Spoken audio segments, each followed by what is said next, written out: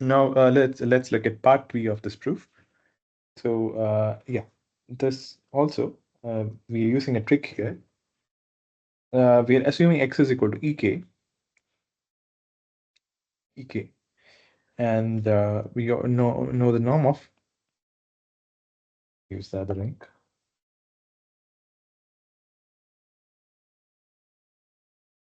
Norm of ax will be so we here ax we are multiplying with ek. Ek is actually 1 for the kth entry and 0 otherwise. So this is actually 1 times ak, right? So these are all vectors with norm is equal to 1. So yeah, if no doubts here. So let's say we take the max of it, max of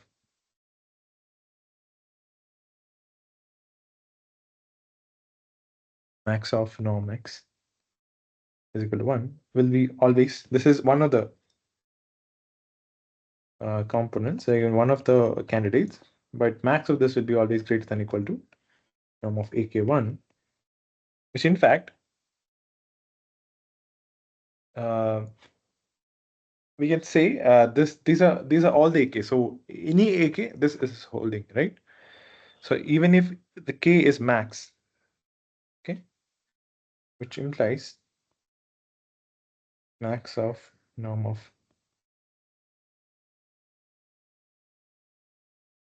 is greater than or equal to max of 1 less than or equal to k less than or equal to n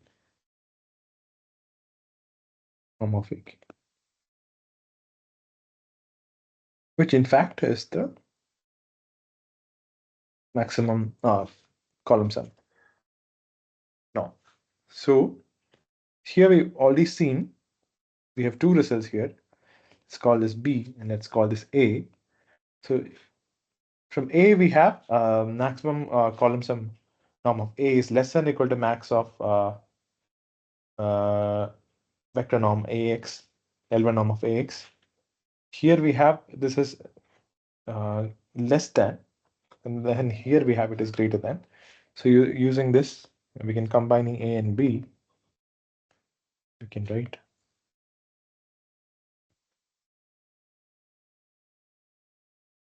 max of x1 is equal to 1 is equal to this. So this is a induced norm. We can also systematically prove this using all the no we prove this here that maximum column sum rho is actually induced from L1 norm. Okay, we can prove that this is a valid norm using all the. We've already proved that induced norms are valid norms. So I think that's not necessary. But still you can prove this. Okay, there is another norm. Look at another norm. This is known as maximum row sum norm, which is given by matrix infinity norm of a matrix. So turns out that this norm is actually defined as maximum of 1 less than equal to I less than equal to n. Rather than varying j's, here we are actually varying columns, sorry, rows.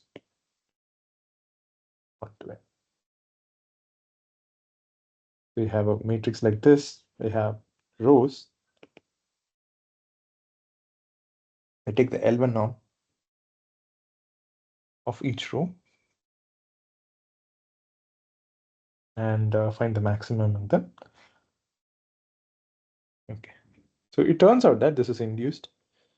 This norm is induced by L infinity norm. What does that mean? This is equal to max of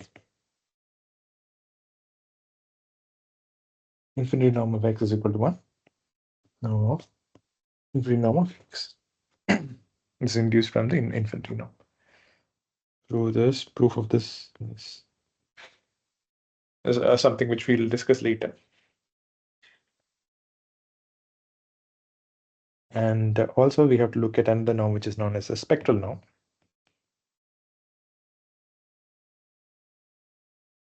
Always remember, spectral norm is, we've already seen Frobenius norm, right? Or it was actually this. This was a Frobenius norm.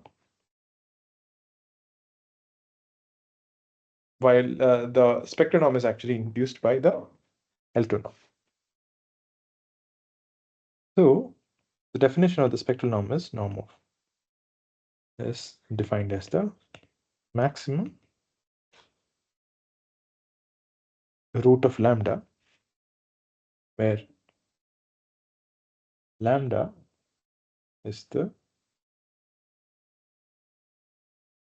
eigenvalue of A Hermitian A. So we had a similar thing there in Frobenius norm. Here we can also express it as trace of A transpose A, trace of A Hermitian A. But here it is square root of sigma, where sigma is the eigenvalue of A Hermitian A. Something which we have to be careful here because we're defining square roots.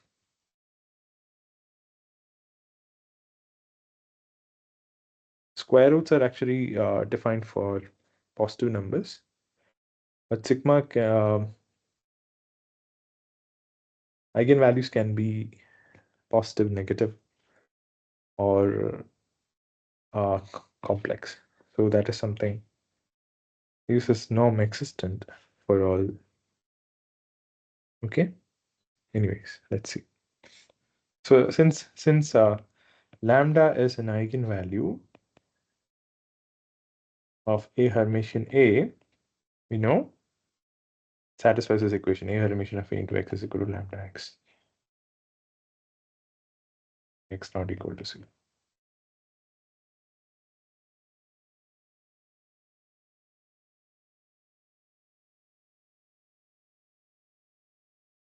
Then X into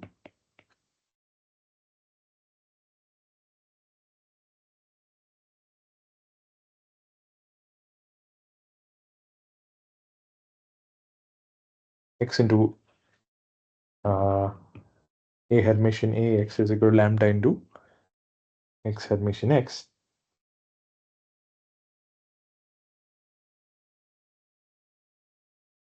Okay. But this is actually X Hermitian X is always greater than 0. Why? Just why is it greater than 0? Inner product, right? Inner product. And by the property, by the positivity, negative, non-negativity property of inner product, this side is greater than 0. Okay. And this side is norm of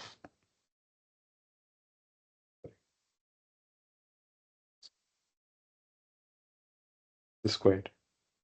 This side is also greater than 0, implies lambda is greater than 0, and lambda is real.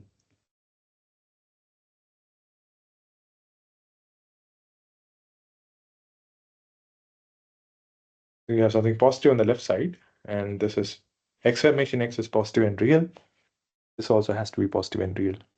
So for any matrix, this is also important. A Hermitian, the eigenvalues of A Hermitian A is actually real and non-negative. So we don't have this issue anymore. So this already exists, and this is max of the root of sigma.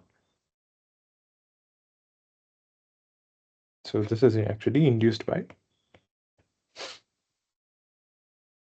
you know, what does that mean? The spectral norm, right? The spectral norm.